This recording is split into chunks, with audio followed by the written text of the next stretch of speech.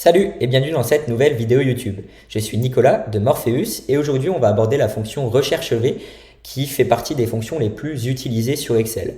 Elle fait peur à pas mal de personnes, à tort, parce que tu verras qu'elle est vraiment pas très compliquée à mettre en œuvre. Alors on va pas perdre de temps, je vais tout de suite te montrer un exemple. Imaginons que tu partes d'une base de données ici où tu as les informations de tes salariés. Donc tu as leur matricule, leur date de naissance et tout un tas d'autres informations. Eh bien, la fonction recherche V, elle va te permettre d'extraire des informations de cette base de données pour les afficher dans un autre tableau ou dans une autre base de données. Donc, par exemple, ici, tu vas vouloir afficher le nom du salarié à partir de son matricule 1007. Autrement dit, le nom du salarié qui correspond au matricule 1007. Donc, pour cela, tu vas utiliser la fonction recherche V. Hop, tu te places dans la barre de formule, encore une fois, pour améliorer la visibilité de ton tableau. Et ensuite, tu suis ce que te dit Excel. Excel, il te dit sélectionne la valeur cherchée. Donc la valeur cherchée, c'est la valeur que tu souhaites chercher dans ta base de données. En fait, c'est tout simplement ton matricule ici. Tu ne vas pas le sélectionner directement dans la base de données. Attention, tu le sélectionnes vraiment bien ici, dans ton tableau de destination.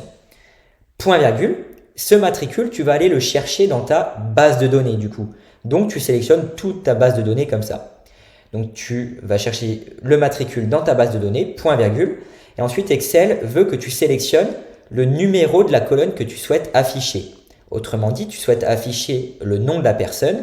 Le nom de la personne, c'est matricule première colonne, date de naissance deuxième colonne, titre troisième colonne. Et le nom, c'est bien la quatrième colonne.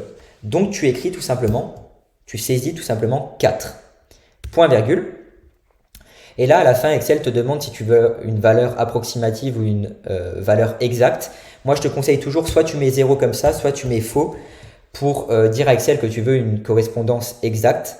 En fait, tu lui indiques, tu dis à Excel, en fait, cherche-moi uniquement 1007 et pas une autre valeur. C'est-à-dire que si 1007 n'existe pas dans ta base de données, eh bien, Excel va te renvoyer une erreur. Par contre, si tu mets 1 ou vrai, et que 1007 n'existe pas dans ta base de données, Excel va aller chercher une valeur qui se rapproche de 1007. C'est pour ça que moi je te conseille, te prends pas la tête, mets 0 ou faux pour pour aller chercher une valeur qui est exacte. Et comme ça, Excel il te renverra une erreur si ton matricule est mal renseigné. Et quand tu fais entrer, eh bien ça va te renvoyer Weber. Et quand tu vérifies, 1007 ça correspond bien ici à Weber. Voilà pour la première partie de la vidéo. Et maintenant, on va aborder la seconde partie pour voir une variante de la recherche V et c'est plutôt une limite de la recherche V. Donc, tu vas le voir tout de suite. Imaginons qu'ici, on veut renvoyer le montant, un montant du salarié qui est présent ici. Donc, par exemple, on va se baser cette fois-ci sur Weber. En fait, on va aller chercher le nom Weber dans la base de données pour qu'il nous renvoie le montant. Donc, je vais chercher le nom Weber, hop, je sélectionne toute ma table, point virgule, et je renvoie mon numéro de colonne qui est 8. Et je mets 0 à la fin. Le problème, quand je vais faire entrer, eh bien, regarde, ça va me renvoyer une erreur. Et justement, c'est la limite de la recherche V. Eh bien, parce que, en fait, la référence que tu vois ici, elle doit apparaître, en fait, dans la première colonne que tu sélectionnes. C'est-à-dire que ici, mon nom Weber, il aurait dû être présent dans les matricules parce que j'ai sélectionné tout mon tableau. Donc, comment parer à ce petit souci? Eh bien, au lieu de sélectionner toute ta base de données, tu sélectionnes tes noms en premier et tu fais comme ça. Mais du coup, ton tableau, il ne représente plus que 5 colonnes. Et c'est plus la 8e colonne que tu souhaites renvoyer, mais c'est bien la 5e parce que mon nom, c'est ma première colonne, prénom 2e, ville 3e, service 4e et montant 5e. Et quand tu fais entrer, là, ça va fonctionner.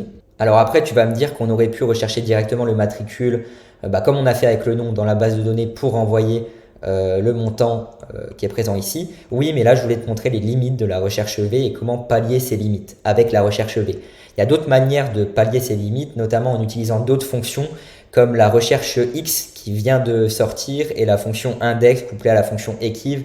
Et ce sont des fonctions qu'on verra dans une autre vidéo, dans de prochains tutos.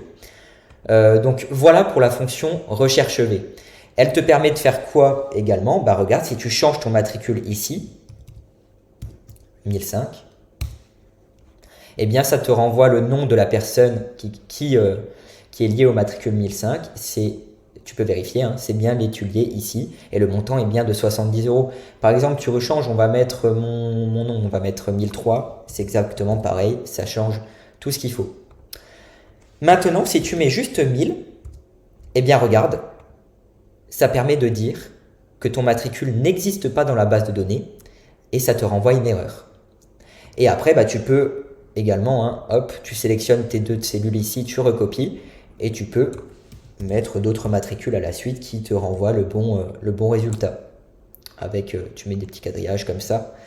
Et là, ça te renvoie les bons résultats des matricules. Hop, 1010 avec Kera, etc. Voilà pour la fonction recherche V. Alors, une dernière chose, un dernier petit tips.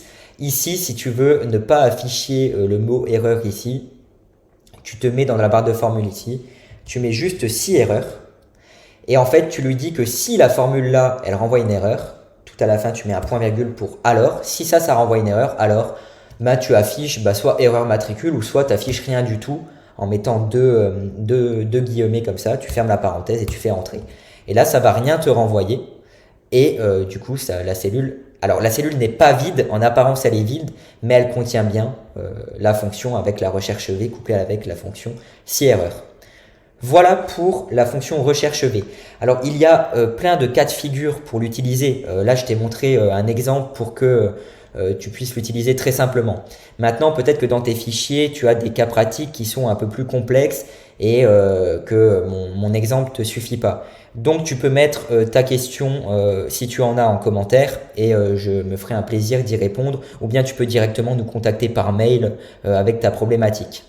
En attendant, n'hésite pas à aimer la vidéo, à t'abonner à la chaîne pour ne pas rater les prochains tutos.